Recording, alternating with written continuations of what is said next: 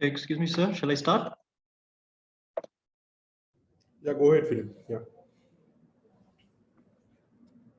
Good evening, everyone. My name is Filip Fernando, and I am a trainee clinical counselor and associate lecturer at Deep Heaven Counseling. And I'm here today with Mr. Naren Selvaratnam to talk about sports psychology and understanding the importance of self-efficacy, self-esteem in sports and their relation. So, to begin, I want to talk about what exactly is sports psychology. Now, as everyone knows, in the field of psychology, we have various aspects to it, which include clinical psychology, organizational psychology, and so on. And sports psychology is one of those fields where it uses psychological knowledge and skills to address optimal performance and well-being of athletes, and also developmental and social aspects of sports participation and systematic issues associated with sports settings and organizations. So this field involves every step of a sports setting, from athletes, coaches, to the entire organization of the sports body itself. It's a very diverse field, and there are various ways to work within that field. Now, when we take a look at the importance of sports psychology and why is it important, well, there are a lot of reasons to it, actually, and here I have put down a few of the important reasons as to why it's important. Number one, it helps improve focus and deal with distractions. Now, as it is in every sports setting, athletes always get distractions. Distractions come in many situations and can occur at any point throughout an athlete's career. During competitions, distractions can pose a significant issue, especially to a player's success. And if it's not dealt with appropriately, it would cause much more harm towards the athlete's success.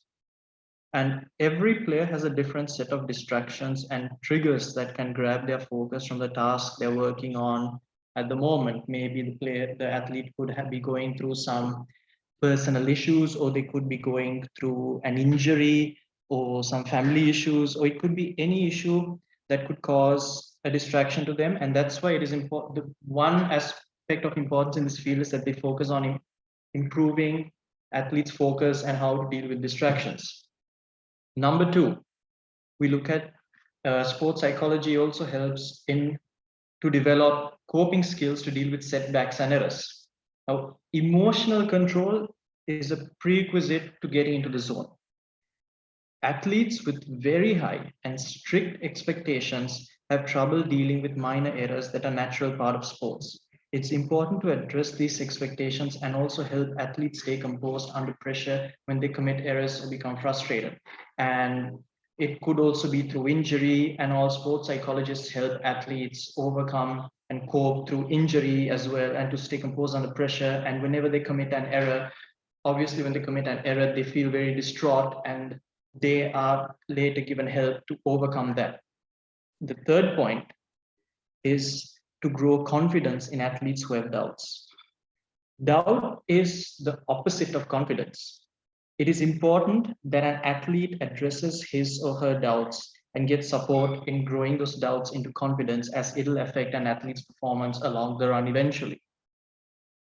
And then it's about finding the right zone of intensity for your sport. Every athlete needs to identify the level of arousal or mental activation that is necessary for them to perform his or her best.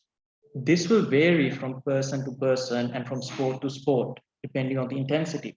But feeling up and positively charged is very crucial and critical for an athlete's success. But not getting overly excited is also important. And a sports psychologist in this case would have to thread a fine line between being excited to compete but not getting overly excited. There should be that right amount of balance and intensity shared for an athlete to properly find the movement in any sport. And then we look at and then another part where sports psychologists play a very huge role is in helping teams develop communication skills and cohesion. A major aspect of sports psychology is to help teams improve cohesion and communication in order to build chemistry. The more team works as a unit, the better the results for all involved. The sports psychologist will be able, for example, in a team game, to distinguish every player's characteristic and her personality. So they would know if they are, as in certain team games, there are incidents where one player would play for himself but not for the team, and it is the goal of a sports psychologist to identify this kind of setbacks and errors in a team game and make sure that everyone stays united, so then there is the right flow of chemistry and balance between the team to take part in a sport. Afterwards, we have to instill a healthy belief system and identify rational thoughts. One of the areas that are key to work is helping athletes identify ineffective beliefs and attitudes such as comfort zones and negative self-labels that hold them back from performing well.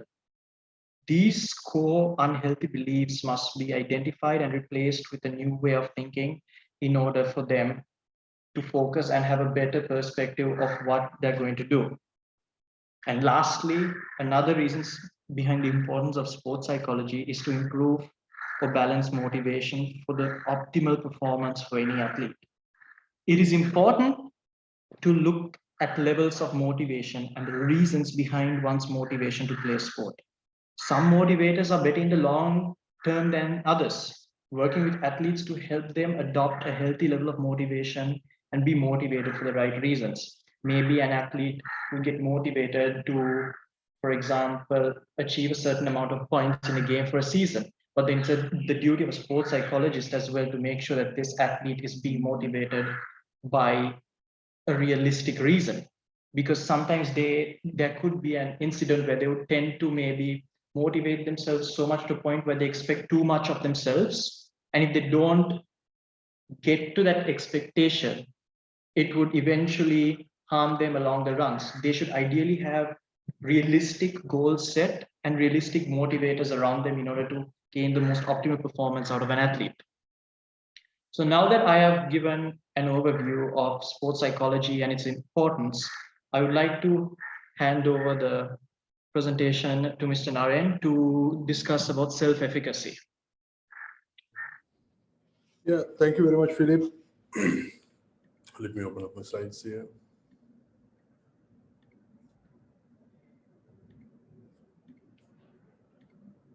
Yeah, I think one of the good things that Philip actually said during the initial slides was, the fact that sometimes people have self-doubt. So most of the times what happens is sometimes athletes, they tend to have a certain amount of self-doubt in certain situations. Especially, the job of a coach is to ensure the athletes don't have that kind of doubt with them, especially when they compete in a tournament or something like that. So let's try to see how self-efficacy as a concept can be applied in these kind of situations. So I'm not going to take a lot of time explaining self-efficacy, but let me just give a brief overview on how it can be used in sports. And in addition to that, what kind of benefits we could get upon applying this in sports. Because we have discussed the concept of self-efficacy quite a lot in psychotherapy, but now here we will be discussing mainly on how this could be utilized to improve some of our cognitive, affective, selective, and motivational process. So with that being said, uh, let's first get a brief understanding about the definition of self-efficacy. Self-efficacy, very simply put, is believing in one's own self.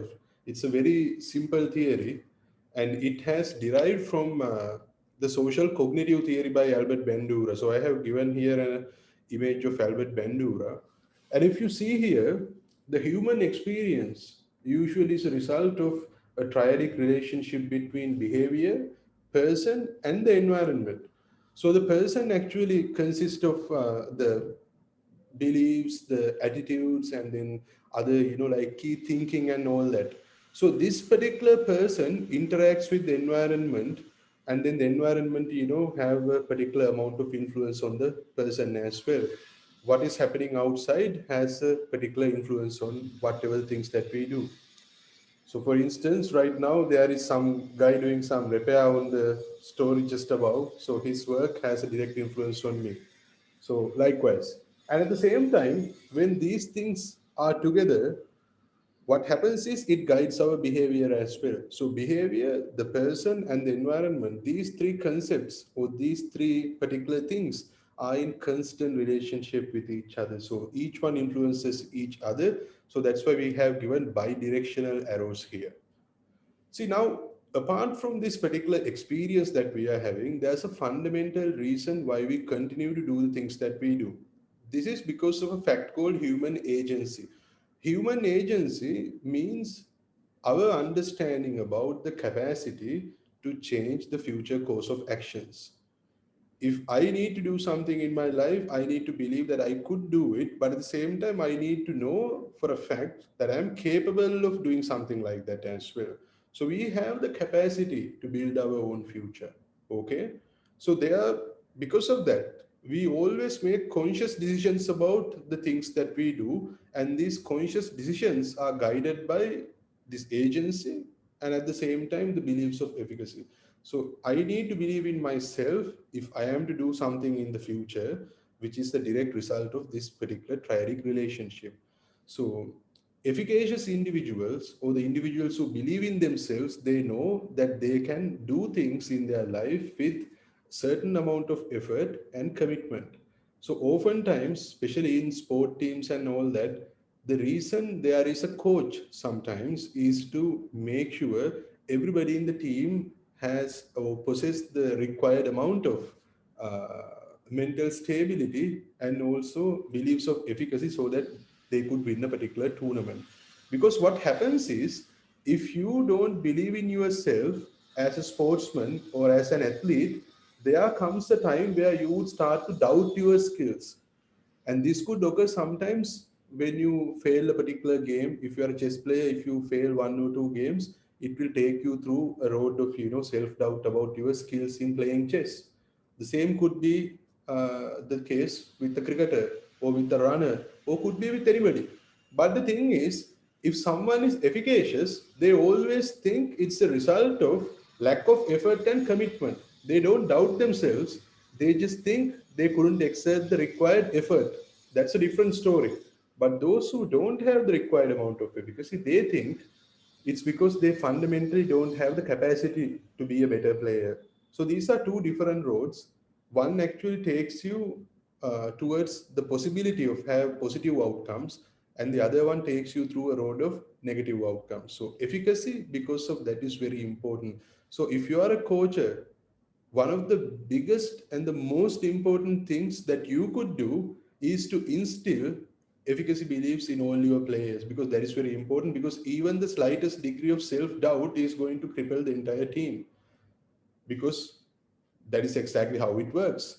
So characteristics of higher efficacy: those who, as I just said, are efficacious, they tend to see failures as lack of effort and commitment, but at the same time they have stronger intentions, because they constantly keep on pushing themselves, because they master things as they progress, and at the same time they have a higher control over the challenges they meet as well. I'll explain why exactly they have a higher control of the challenges that they come across or encounter. And they are very ambitious. They are ambitious and they always expect positive outcomes. So there are four major sources of efficacy. Here I have given the sources of efficacy. If you look here, one is mastery over something. If you are, let's say you are a cricketer and you want to master off spin or leg spin or something like that. So one good way of showing yourself that you are capable of doing it is by getting the relevant practice and actually doing it by yourself. So this is very hard to achieve. So that is exactly why we have three other components. The second one is vicarious experiences. If we see someone else doing something, if they are doing a finer job, then we are also motivated to do the same thing. Let's say the team has a few players. Upon witnessing few two or three players doing something well, a person in self-doubt might also get convinced, okay, if they can do, I can do as well. So part of the job of a coach is to show things like this others can do, so take them as an example. So there needs to be more collaboration and there needs to be a nexus between these kind of things in any given sports team. And at the same time, the third one is extremely important, which is verbal persuasion. people need to be persuaded to come out of self-doubt, but at the same time to keep on pushing themselves. And the fourth one is physiological states, understanding what we go through and interpreting our bodily sensations. Now, let me tell you why exactly social persuasion or verbal persuasion is something that is extremely important for us. So, let me write it here, not social persuasion, it's verbal persuasion. Verbal persuasion actually it has four different components, because what happens is when someone is persuaded in a given team, it activates four different processes: cognitive process, affective process, motivational process, and selective or selection process. So what happens is, let's say I am a player and I am in doubt. So I think I am not going to be a better player. So there's a good chance that I might not score well on the next day tournament or the particular match because I'm in doubt. So when my coach or another team player gives me some kind of a feedback along with some persuasion, what happens is I tend to rehearse the outcomes of the particular, the match or the tournament before I actually go there. So persuasion is something that assists us in proper reasoning, because the person who is in doubt tend to reason in a very self-defeating way. So positive feedback and persuasion tends to fight this. So it assists in correct reasoning, but at the same time, this kind of reasoning and mental rehearsal prepares you for what exactly you want to expect on the next day. So that is just one of the process. So it improves our thinking, and at the same time it has the capacity to improve our mood as well. So it has a direct impact on our affective process. So since it improves our mood, since feedback and then since persuasion improves our mood, it helps us in terms of managing stress and anxiety. Stress and anxiety management is pretty important for a player, because if not, what happens is if you are in self doubt, the next day you go to play the match and then something happens, and then you get more stress and anxious, which in return would give you what? Dysfunctional beliefs about yourself, could also be maladaptive as well, and it further troubles the coping mechanisms that you have. So when you run out of your coping mechanisms, the slightest thing could once again make you feel really bad and make you a lousy player. And then this once again diminish the motivation. Because if you need to stay motivated, you need to have some sort of persuasion as well. So someone needs to, persuade you that you are doing a finer job and it's okay to have a hiccup here and there. And when you do that, you will mentally rehearse the positive outcomes, the positive expectations, and then it helps you with proper reasoning. It improves your preparedness for the game, and at the same time, it manages your anxiety and stress. So this has a direct impact on your worth as a person. So that's why we are saying self-efficacy and self-esteem are things that go kind of hand in hand. So if you have dysfunctional beliefs, you probably doubt yourself, not just as a player, but it might be, be applicable in terms of how you view yourself in general, right? So if a person goes through this particular negative route, they would have unpleasant bodily sensations that might result due to stress and anxiety. So this is exactly why we are saying mastering efficacy is very important. Installation of a proper uh, belief in the athletes to do things well is mandatory in any given sports team. So likewise, if someone is being given verbal persuasion, it activates motivational process as well. So what happens is under motivational process, there are three other things that gets activated or that gets influenced. The first one is the causal attributes, then outcome expectancies, and then the cognized goals. Causal attributes is how it is about how we attribute and interpret things that are happening around us. Remember, attributing things and interpretations are very important for us to keep on ourselves engaged in something. If I am in self doubt, one of the first things that I would try to do is to avoid myself in being in certain situations. If I am afraid of a particular bowler, if I am in doubt of whether to face him or not, I probably might try to, do my best to, somehow do something so that I no longer need to face the whatever the, unpleasant situation that I would be in. So this kind of things is often the result of misattributions and misinterpretations. See, if someone is efficacious, then they would be reasoning that with effort they would be able to overcome whatever the difficulty they are having. But when you don't have it, then you start to misinterpret the entire situation, thinking maybe the person is too good and I don't have the capacity to uh, be a better player.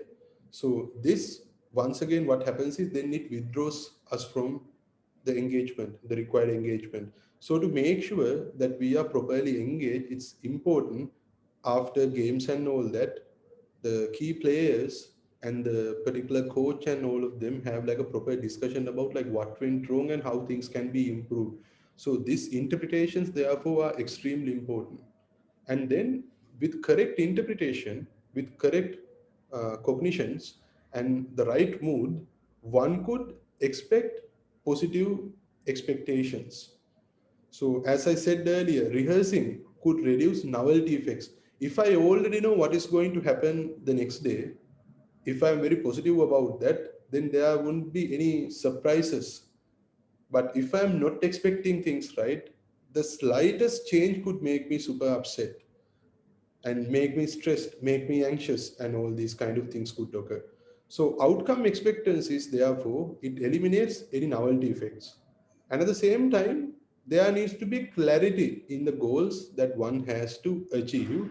So ambiguousness hinders motivation. So to motivate someone, we need to give clear interpretations, get them to rehearse the expectations, the positive expectations, give them clarity in their goals, and then at the same time improve their mood and support with their thinking or the reasoning.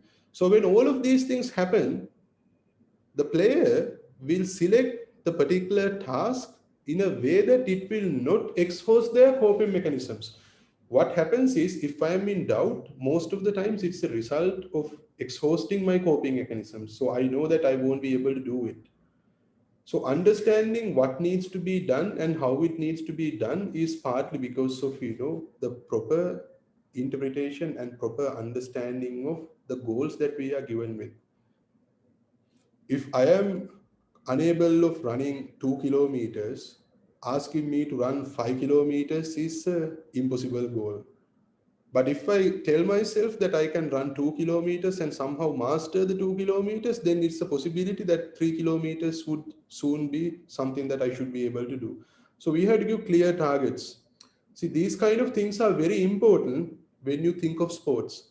And when we don't have them, then the problems start to, precipitate further, and anxiety, stress, and all these kind of negative things would come into being.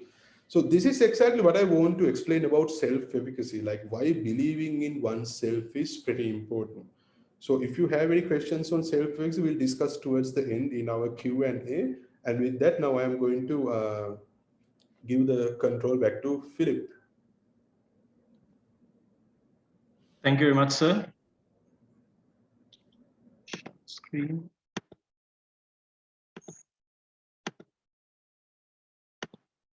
Is my screen visible? Yes. Thank you. Now we will be talking about self-esteem. To begin with, what is self-esteem?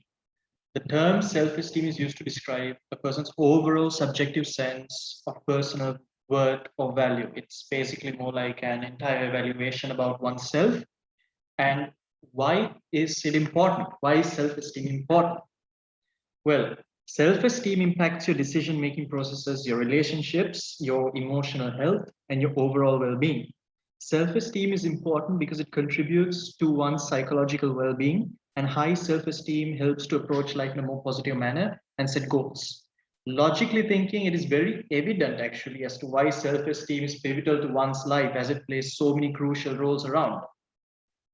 Now we will be comparing next about individuals who have high self-esteem and low self-esteem. Now to begin with, individuals with high self-esteem, these are the following traits they have. Firstly, we have They accept themselves for who they are. They see themselves equal to others, no higher, no lower. They also accept everyone for who they are and have realistic views about themselves, hence leading to the fact that they would accept themselves because they view everything in a more realistic manner. Then they have realistic views of their own strengths and weaknesses. Healthy self-esteem helps you maintain a positive outlook even when you don't meet expectations, as you can be more open to feedback and growth opportunities and also understand that everything has its limits, hence being able to have realistic views. Then we have avoid dwelling on past experiences. Now, instead of dwelling in their past, these individuals would rather look back at their past, understand that something has happened and that nothing can be changed. The past is the past, it's gone. But one thing they could do is, if it's, let's say, a negative experience, maybe they could look back on it and they would learn something from it to become a better version of themselves. So they necessarily do not just dwell there. They would maybe go back once, realize what happened there, try to make a better version of themselves in the future. Adjust to change.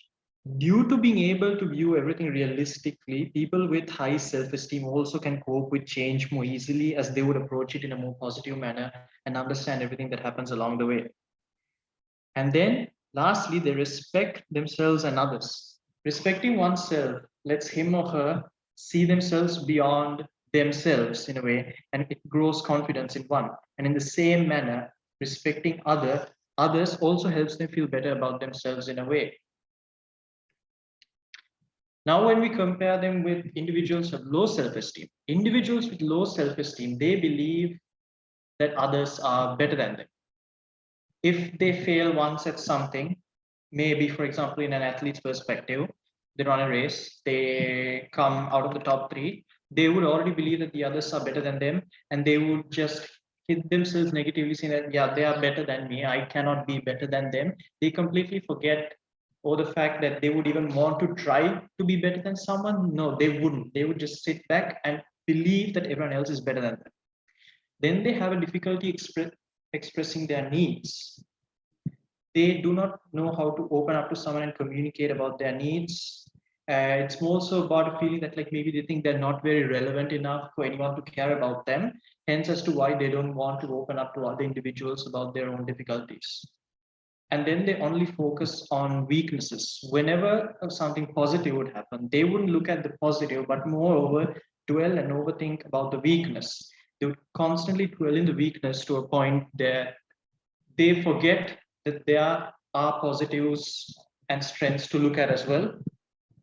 And they also frequently experience fear, self-doubt, and worry. Even in the case of athletes with low self-esteem, before any event, they would feel, it's natural to feel these things, but individuals with low self-esteem would feel it to an excessive level, where they would fear non-stop, they would doubt themselves a lot.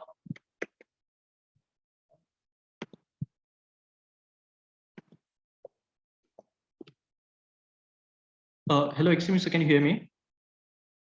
Yeah, we can hear you. Okay.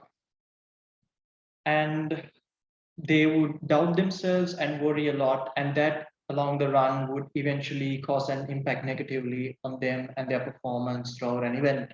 And lastly, they have a negative outlook on life and feel a lack of control. They, it's in the sense, to make this understandable, let's take it into a perspective of an athlete. The reason one would have a negative outlook on life and feel a lack of control is because they would let external factors control them. Now, for example, an athlete performs poorly in an event and maybe the fans around would start criticizing him or her. It's more like they let external factors control them more than they would let themselves control themselves. If someone criticizes them from the outside, they would take that criticism very harshly, and then they would look at themselves negatively. They would doubt themselves. They would think, okay, I can't do this. Everyone outside of me is doubting me. And hence, that is also one trait of an individual with low self-esteem. Now, before we go on, I actually found an interesting case study, which is on effects of early sport participation and on self-esteem and happiness. So this is one I chose obviously because it's related to self-esteem and sports. And naturally, usually when there was actually plenty of studies proving this, is that individuals who do athletes, I mean, in sports, when they would generally have, I wouldn't say always high, but they would necessarily have a bit of higher self-esteem compared to individuals who don't do sports. So in this case study, the purpose of it was to examine the relationship between self-esteem and happiness with participation in sports during high school prior to college. So it was revealed that out of the 514 college students that were surveyed, and these 514 students were all from different races, different ethnic, so it was a very diverse number of students. The ones who participated in sports prior to college reported higher self-esteem and happiness than non-sport participants.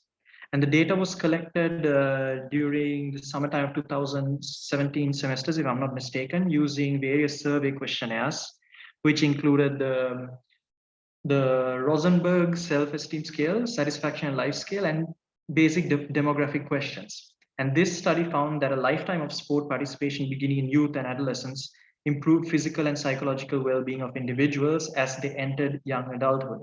Even research indicates that sports and physical activity directly affect individuals' health physically, emotionally, and mentally. Thus, it is critical. Thus, it proves that it's critical to promote sports and physical activity through one lifetime, because naturally individuals who do sports uh, have a good sense of themselves, and which leads to eventual increase in one's self-esteem.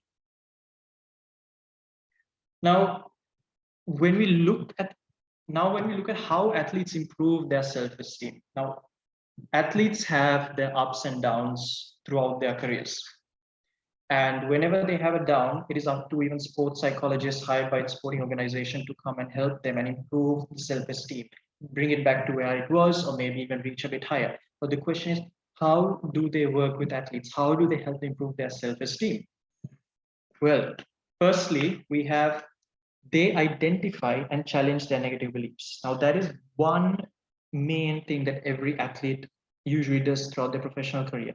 They challenge their negative beliefs. Now, athletes are always plagued with negative beliefs about their talents and abilities to perform in competitions. These negative beliefs, self-labels, and irrational thoughts can overwhelm athletes often before on the competition even, then these could come from maybe fans criticizing them, or the media and the press criticizing them, or putting pressure on.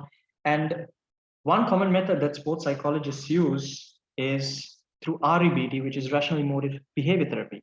It is one commonly used method used by sports psychologists to help athletes identify, challenge, and counter negative beliefs and thoughts, so then they can perform more freely.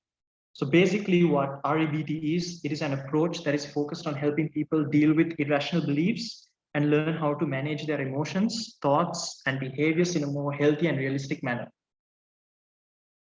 After that, we have identifying the positives. An athlete who enjoys competitive sports is required to develop a positive mental attitude that can help give them an edge in any sport that they take part in. Emotions, both happy and sad, are unavoidable and necessary. It is, in a normal human being, we are bound to experience sadness and happiness. But they can also affect cognitive functioning, which is how you think, and your energy and their energy levels and other aspects of their physical performances.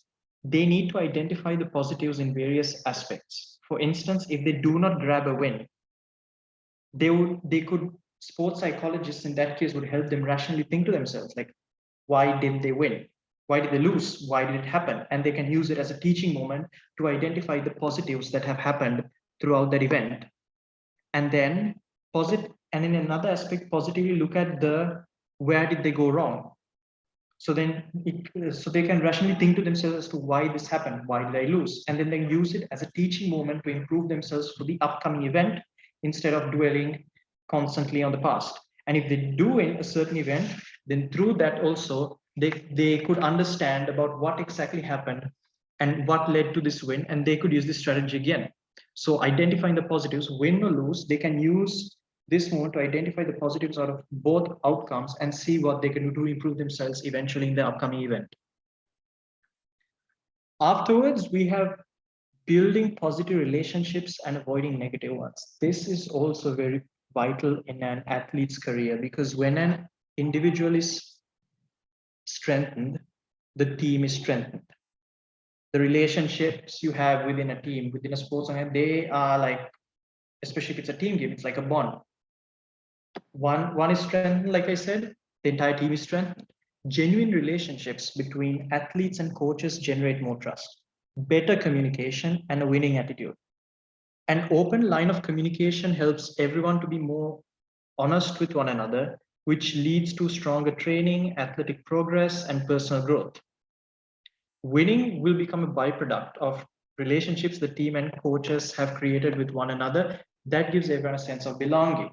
They need to find the ideal relationships to carry on within a team and avoid the negative ones. And by negative relationships, it could be many. There could be many, even maybe relationships with the wrong people, because there have been certain cases where, like, once athletes have gotten famous, then they would identify themselves with a lot of people. They would have a lot. They would be known to a lot of people, and maybe if they got mixed with the wrong crowd, it could affect their career in a more negative manner due to some reasons. Or it could even, maybe, for example, a sporting scandal or something due to a negative relationship could easily destroy an athlete's self-esteem. So it is very pivotal for sports psychologists to help athletes distinguish between a positive relationship and a negative relationship.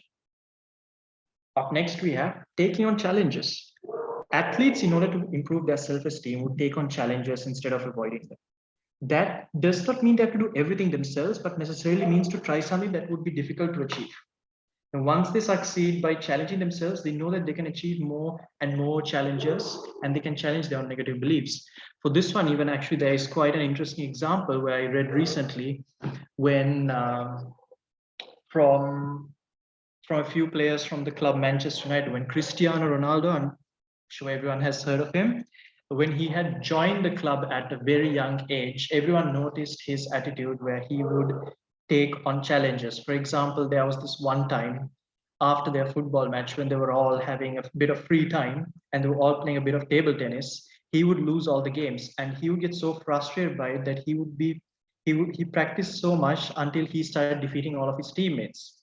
And there was a certain point as well where he was criticized by the media itself for being for not taking the proper shots during a match. And then later, when his teammates had later reported saying that he would come an hour or two early in the morning and practice his shots eventually to challenge everyone that had doubted him, and eventually he succeeded in doing so.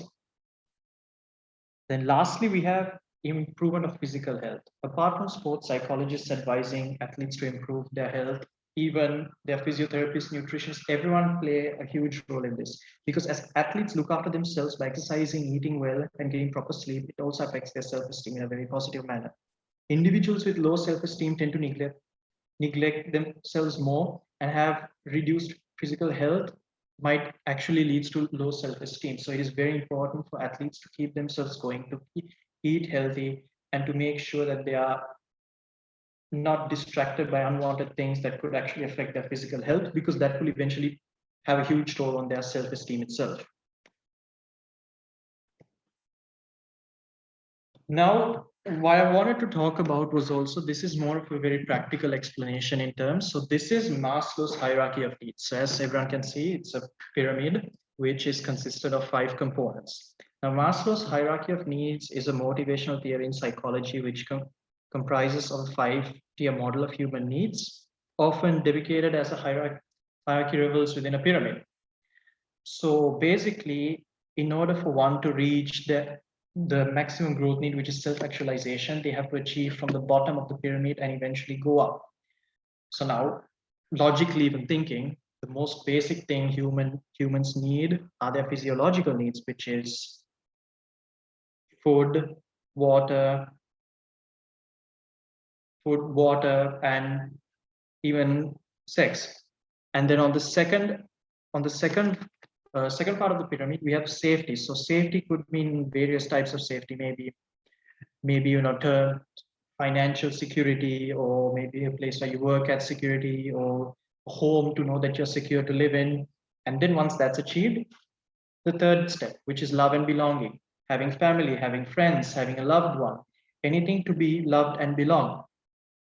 When you go to the 4th tier, you have esteem, to be recognized, to have an self-esteem, to be recognized, to be praised, to be respected by everyone until you reach the top, which is self-actualization.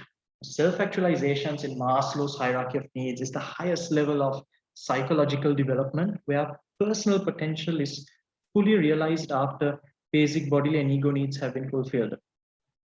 Now, I actually watched an interview recently, and I thought, and when thinking about it in an aspect, it could be applied here as well. This was actually, I took this from an interview I watched recently on YouTube on Sri Lanka's national football team. The coach had given in an interview, and he was explaining as to how the reason Sri Lankans, especially in his case, he was talking about football, was that football is not very recognized in Sri Lanka, comparing to cricket, for example. Football is not recognized here a lot, and Sri Lanka tends to struggle a lot with football a lot. And when thinking about it, he had mentioned saying that these players do not have a fully professional career in the sport because apart from attending training, going for matches, they also need to have part-time jobs. They all work part-time. They have a lot of other things to deal with, and that causes them to lose focus on the sport itself only. So now when you look at the pyramid and think about it, the players here are not paid a very high salary in terms of football, for example.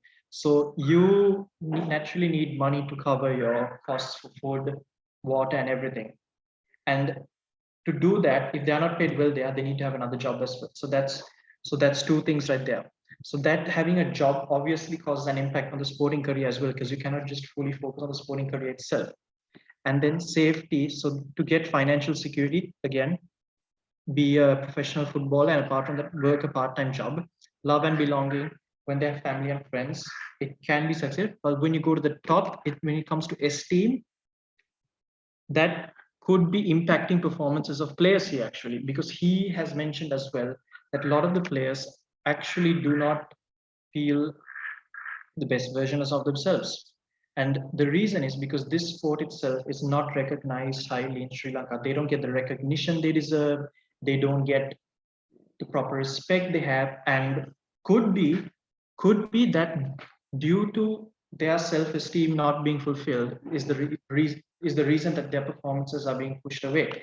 And that can apply to other sports as well in the country, because apart from cricket, for example, the cricket players get paid a lot of money, which means their physiological needs are met, their safety needs are met, everything is met, they get recognized, they get highly praised a lot. So you can understand the difference when you look at cricket and other sports in the country. For example, when things aren't met properly, they won't be able to reach their maximum potential because the esteem part is not being recognized.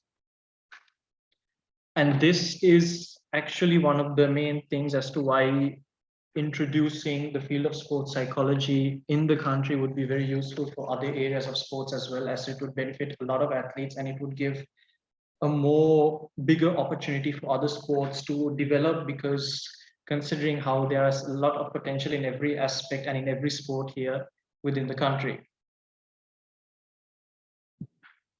Now, lastly, we will look at the relationship between self-efficacy and self-esteem.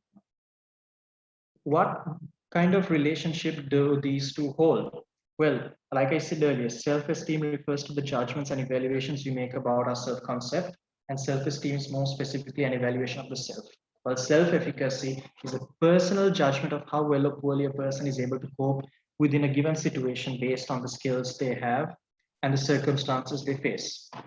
Now, I'm going to give two scenarios. One scenario is an athlete performs well at his first sporting event. During a meeting with his coach, the athlete indicates that he's confident going to the next round and thinks he will do well. This skill-based assessment is an indication that this athlete has a high level of self-efficacy related to his sporting skills. If he does well in the event, the praise from his fans and coach will reinforce his self-efficacy and lead him to positively evaluate his athletic skills, which will contribute to increasing his self-esteem to a high level. On the other hand, an athlete performed poorly at his first sporting event. During a meeting with his coach, the athlete indicates that he is not confident going into the next round and thinks he will not do well. This skill-based assessment is an indication that this athlete has low levels of self-efficacy related to sporting skills. And if he does poorly in the event, the external factors could affect him or her through various aspects, which will reinforce his self-efficacy and lead him to negatively evaluate his athletic skills, which will not contribute to his self-esteem at all. So now, from these two scenarios, we know that there is a hand-in-hand relationship between self-efficacy and self-esteem, in which positive beliefs about one's own efficacy increase one's esteem and vice versa.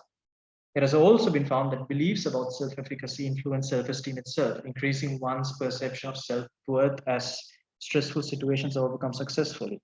Just like Sir had mentioned earlier about Albert Bandura's social cognitive theory, it was based on the concept that learning is affected by cognitive, behavioral, and environmental factors.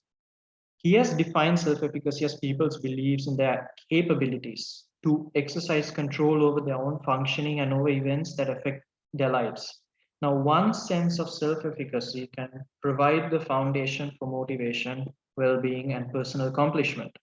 Hence, also showing that positive beliefs in self-efficacy increase motivation to begin and maintain behavior for reaching desired goals. So successful experiences in this case would increase positive self-evaluations itself, which would increase one's self-esteem. But there are cases as well where self-efficacy and self-esteem are similar. They tend to correspond. I mean, they commonly correspond so that a person who is low on one is more likely to be low on the other, but it's also possible to have it the other way around, to have low self-esteem, but maybe one could have high self-efficacy and vice versa. But it would vary also with the importance of the performance. Like for an instance, if you think about it, let's say a person who may not know how to dance and may have low self-efficacy for dancing, but that doesn't result in low self-esteem. If he does not think that dancing is important in his life, then in that case, it wouldn't matter as such. But in an athlete's case, they will mostly go hand in hand because their life is surrounded, their entire life is based on a sport, and one needs to be capable of doing that sport. So if they can't do the sport well, which their entire life is based on, they will obviously evaluate themselves in a negative manner.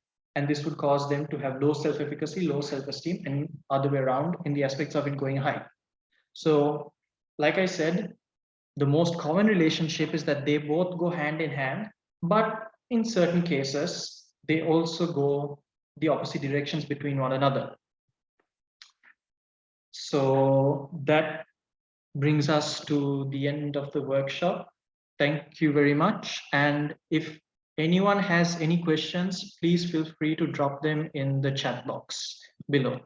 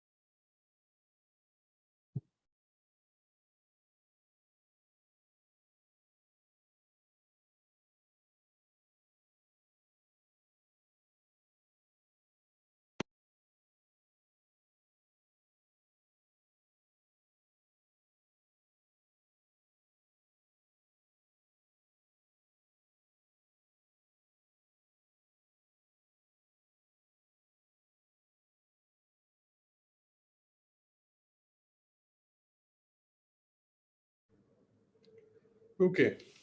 So seems like we don't have any questions. So if you don't have any questions, that is also very good. But I think, yeah, overall, if you really think about what we just discussed today, considering self-esteem and self-efficacy, these are concepts that goes hand in hand. And in addition to that, any problem in these kind of areas would have effects on certain other domains as well. For example, if someone doubts themselves, uh, it not just self-esteem, but it could have impact on one's level of optimism, the degree to which they are expecting positive things in their lives, and then the amount of control they have in their lives. And similarly, even it could have serious implications on the quality of life as well.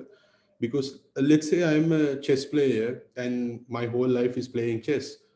Hypothetically, just think like that. And if I doubt my capacity to win a specific national level tournament or something, uh, and if that actually results in a big, failure in that particular tournament, it not just affect my particular, intentions of playing chess later, it just affect my self-esteem, like my value as a person, because chess is something then I would be using to define myself, pretty much to explain myself. So because of this, it might have serious repercussions on my quality of life as well, my even domains like satisfaction and all.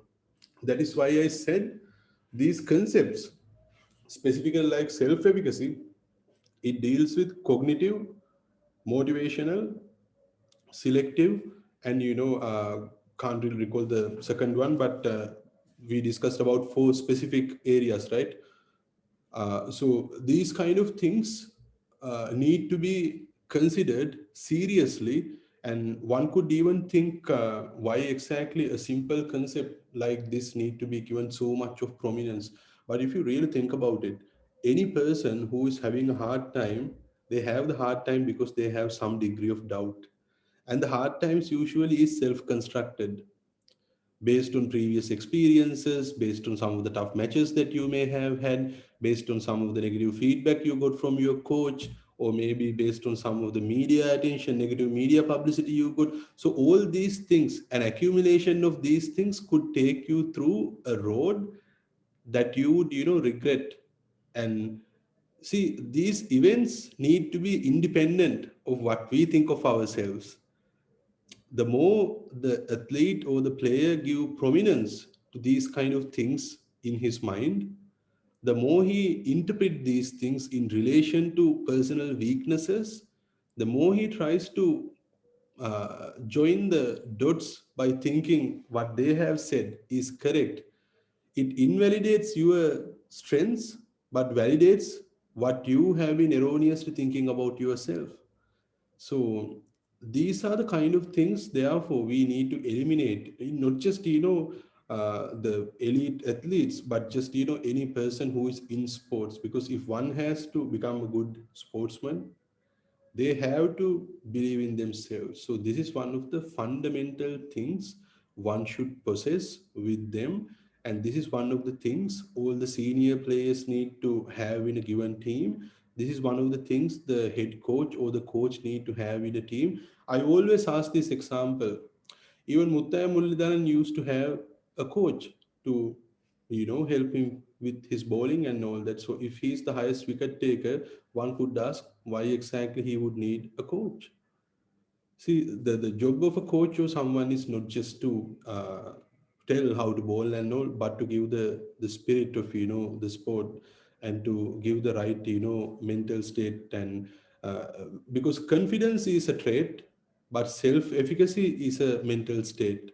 So you need to have stronger beliefs about yourself to have that particular state. So it might vary from time to time, but if you keep on pushing yourself, you can always achieve greater things.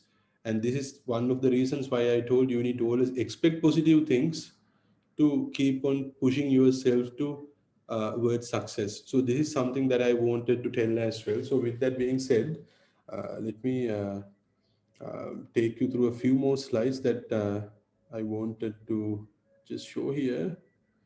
So if you have any questions or concerns, feel free to, like even later drop me a message.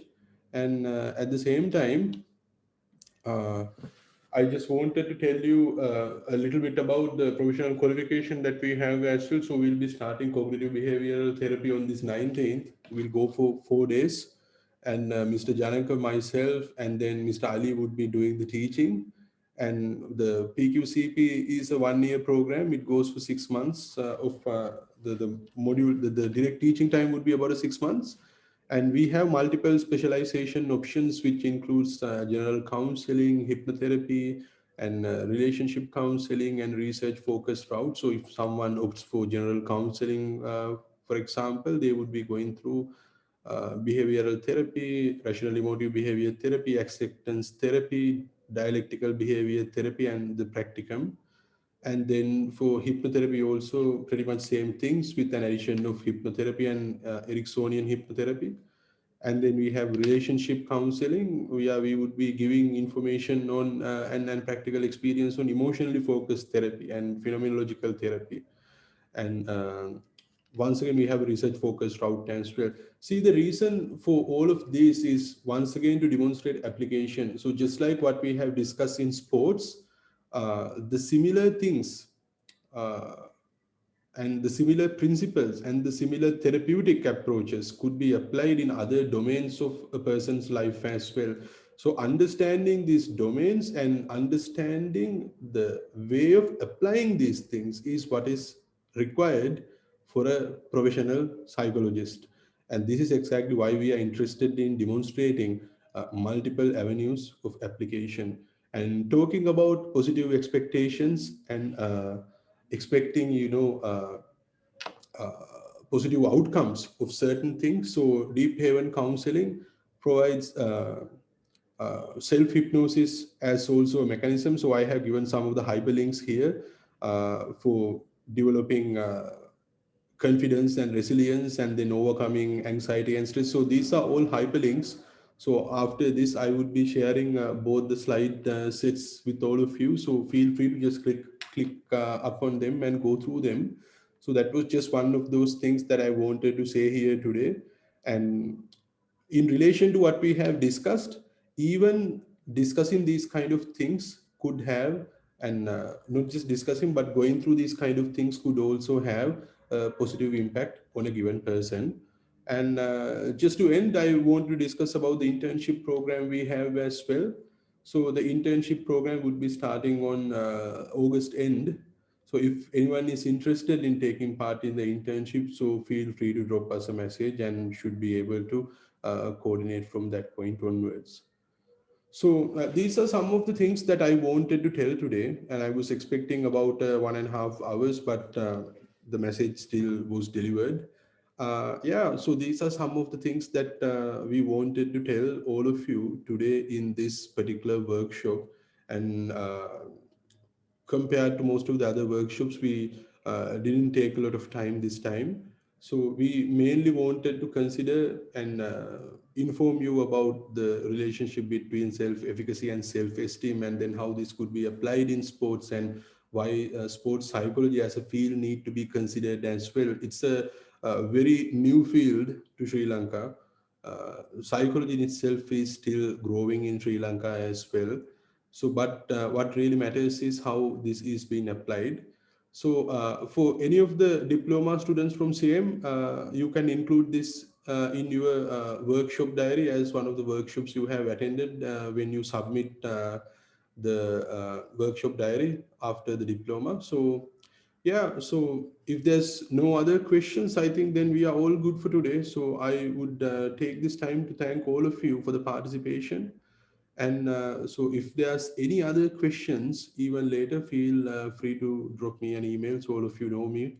So feel free to drop me an email. So once again, thank you very much for today's participation.